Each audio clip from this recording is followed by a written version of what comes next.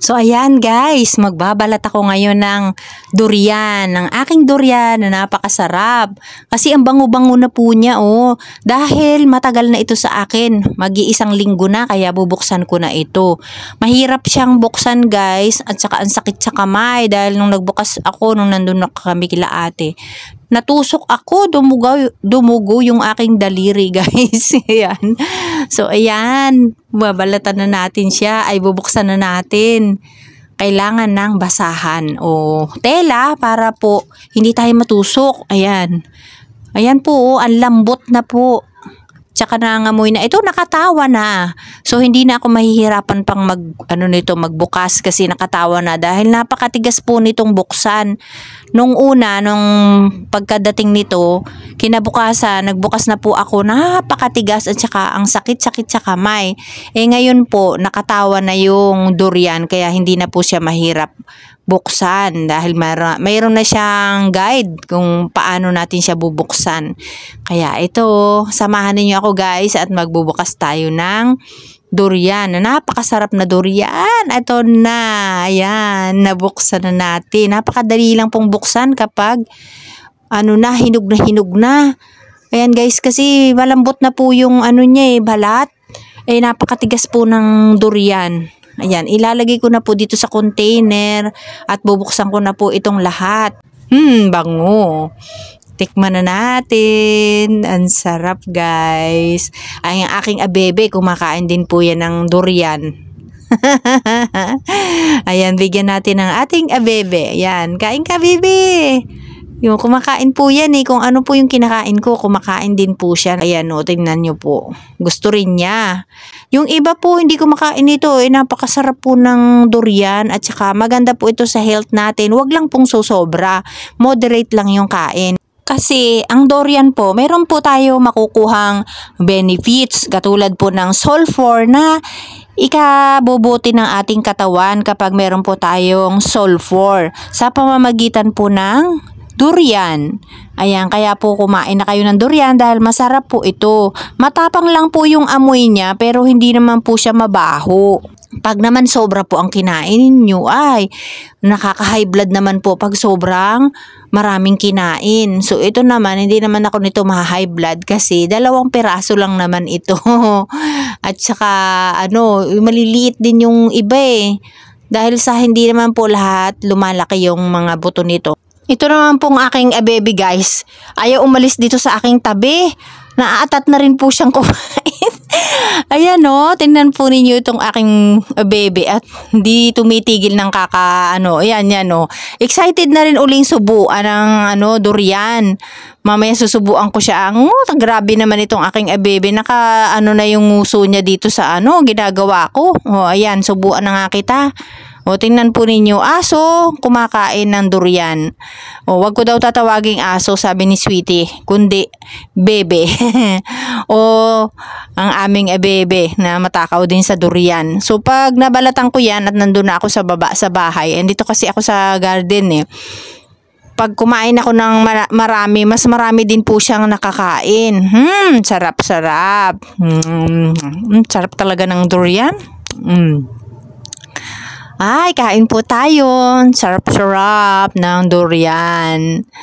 Ayan, uubusin ko na siya kasi po mau-overripe na po ito pag hindi ko pa siya binuksan at hintayin ko pa ng ilang araw, ma-overripe na po yung isa. Ayan napakadali lang pong buksan talaga kapag ganito na lang yung sinabi ko po sa inyo kanina na matagal na muna bago natin siya buksan.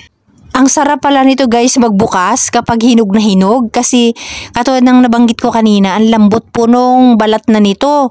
Napakatigas po ng durian at saka nakakasugat talaga yung mga tulis niya. Kaya ito, ubusin ko na po itong buksan dahil 2 lang naman po itong piraso. Ayan, napakasarap niyang durian. Ang tamis po nito, ibang klase pong durian ito masarap pero Davao din po ito. Pero ito po yung nabili namin sa Laguna. Dahil sa meron namang pong farm pala dito sa Laguna ng durian. Akala natin sa Davao lang. Kaya ayan, ang sarap po talaga at napakadali lang pong buksan katulad ng ginagawa ko.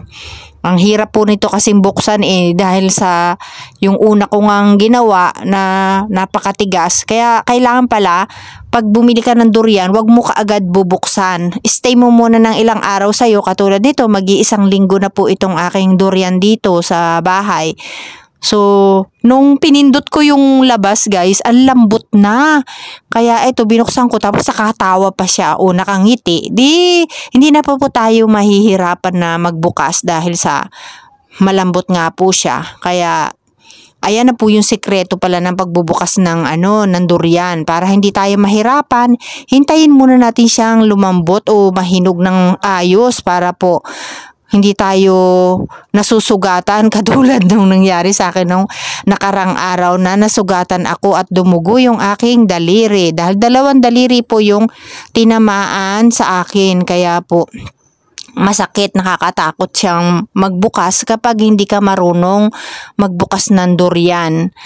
Ito naman po ngayon ang ating bubuksan. Yung kanina po napakabilis lang. Ito medyo mahirap ng konti kasi medyo matigas-tigas pa siya. Pero nakangiti na rin po siya kaya may guide na. Ayan na, ayan na, ayan na, ayan na, ayan na, ayan na. Ayan ang ganda po ng durian. Tingnan mo naman po ninyo, napakagandang tingnan. Buong buo siya. Ayan, kaya ito siguro mapupuno ko po itong lagayan ko. Yummy yummy talaga ang aking durian. Ang sarap-sarap po ng durian. Hindi ko mapigilang sumubo. Sarap. Ayan, ikaw naman bebe, kain ka naman ng durian. Ayan. Sisip-sipin din niya yung buto. Ayan, tingnan po ninyo siya.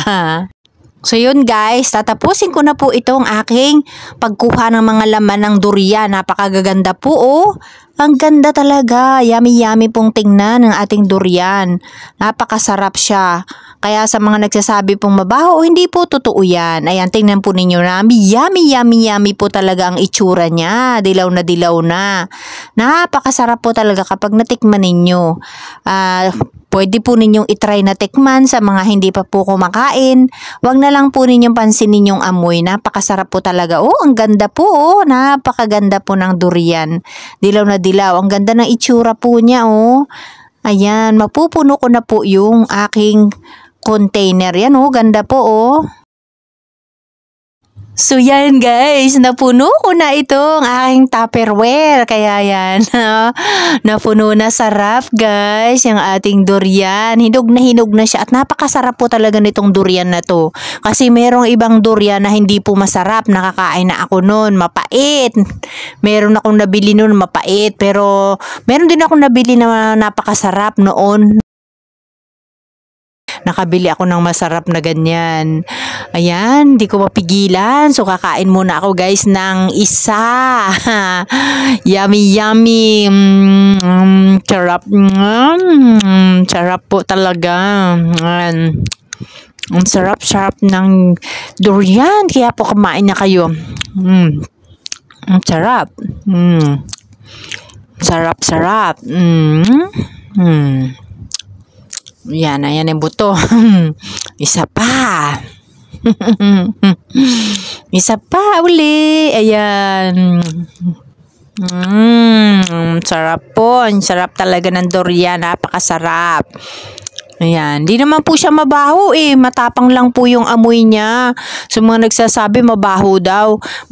Sobra lang tapang ng amoy niya. Kaya po sinasabi nilang mabaho. Parang langka din. Yung langka matapang din yung amoy. Pero masarap po itong durian. Ayan, yummy yummy. Tapos na. So magliligpit na po ako ng mga balat nito. And thank you for watching.